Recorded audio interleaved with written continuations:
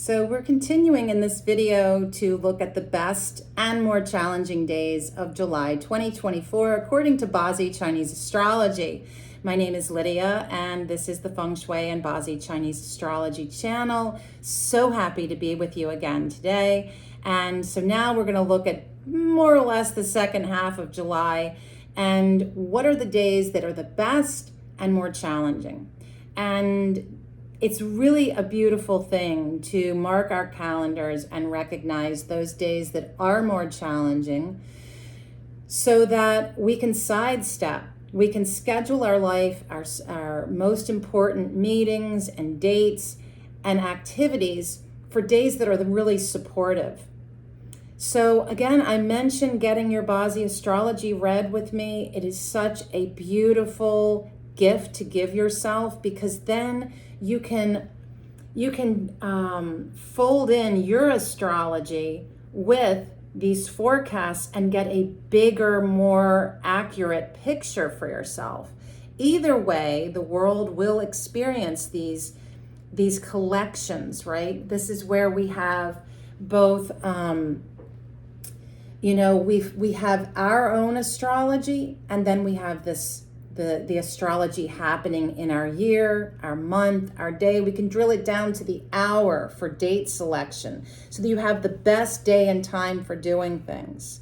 All right, so here we go. July 18th, we left off on the 17th, and I'll put the link to the first video I did. I'll also put a link to my forecast for July. And there is a blog that you can also read on my Kharma Khameleon website. Okay, so July 18th, we come in with a sheep day in a sheep month with a dragon year. And this really speaks of, kind of a day to take a step back, to take time to just rest and reflect, maybe make music and be creative. Get in the kitchen, cook a nourishing meal for yourself. So then we come to the 19th, which is the day of the monkey. And this feels like a time to go out and play, have fun, figure things out, figure something out, maybe do a big crossword puzzle. Then we come to the rooster day on July 20th, which is a wonderful time if you have an opportunity to flaunt your talents, to show off what you know, to speak up, to speak your truth in a kind and impactful way. Then we come to one of our worst days of July, the 21st. This is a day of the dog. The dog is the enemy of the dragon. So this is a head-butting day. It also creates conflict with the sheep, a lot of stress, a lot of head-butting, a lot of conflict. This is not an easy day. The 22nd of July brings in the pig. And the pig is an invitation to take a step back and nurture yourself, mother yourself, care for yourself. Gather with your bestie and enjoy a warm cup of tea, right? Because the day before was so hard. Then we're going to jump forward to the 24th. And this is, again, triple earth animal day. Ox, sheep, dragon, heavy, heavy energy. And if you're born on the day of an ox, a sheep, a dog, or a dragon, this is going to really hit you hard. This is a day to avoid everything. Everything that you can avoid and say no to and reschedule, I would. The tiger runs in on the 25th of July, and again, it is, it's a bit of a tug of war. It's like you want to go and do things, you're being pulled back. You might just wind up doing it off on your own. Maybe you just can't get everybody on board, so you know what? I'm just going to do this by myself. Then we come to July 26th. This is a rabbit. And we love sheepy rabbits. It's a sweet little combination. That's our Johnny Depp and Bruce Willis. You remember those readings I did? And This is like negotiate, bring peace and harmony into work, into your marriage, into your life, into all aspects of your being. And the 27th, boom, dragon comes in. 2 dragons and a sheep. This feels like a real tug of war, and like a day that could be really challenging. And it's also a caution about how you use your power.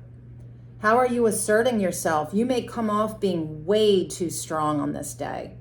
The 27th is a day to watch how our leaders are leading and where we see signs of authoritarianism, top-down authority, and injustice in that. The 28th brings in the snake, which is a pullback. Let's analyze this. Let's intuit what's the next step forward. The 29th is the horse day, which is like, let's go. We figured it out yesterday, so come on, let's implement. But are you rushing it? Is it really a green light or is it a yellow light? Let's think about this for a hot minute. The 30th brings in a sheep. This is double sheep. And again, there's this kind of a lot of this pull to be still and also to be in a creative place, creative processing. And the dragon really wants to take action and go. So again, there's this, wait a minute, I need to create it before I put it out in the world. So it's following the steps step by step and allowing for that. The 31st of July, the monkey comes back in. And again, it's that invitation to figure something out and to play. Life as a grown-up is way too serious. We need to go out and play. I was just out on my lawn last night with a retreat guest, flying around with airplane wings, spinning around on the lawn like we're 6 years old. We can do these things, right? Then August 1st, which is still the month of July, technically, is the rooster. So August 1st is again a great day to show your colors, speak your truth, and show people your talents. The 2nd of August is the day of a dog. This is another tough, challenging day. Take a major step back, take it easy. The 3rd, that's your invitation to self-nurture, self-care, support your nervous system, go out into nature. The 5th, we're coming on the last days of the month. It's kind of a transition-y time. And the 5th is the ox. So again, it's heavy earth, a lot of conflict, a lot of head-butting, a lot of feeling like things are just going in a lot of directions at once, and there's a lot of conflict around that.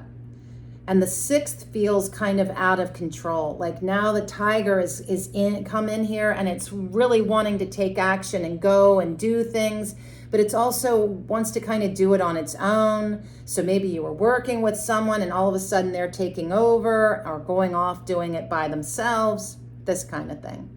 Now I also want to caution you with this video. August going into the fall. We are now, friends, by the time we get to August, we're going to start to see things shifting, especially with this presidential election in the United States. I have been talking about this all year. I intuit that something is going to go sideways, if it hasn't already gone sideways. The Supreme Court ruling, how does that impact the New York City ruling for Donald Trump? And after this disastrous first debate and Biden drilling his feet in, he is born on the day of an ox after all. I mean, we can be very stubborn people and very hardworking. He's adamant to stay in the race. Question is, can he? And I would imagine it's got to be frustrating to be elderly and still have that desire in yourself to be relevant, but your body and your mind may be failing you. And in a lot of ways, this is true of Trump as well.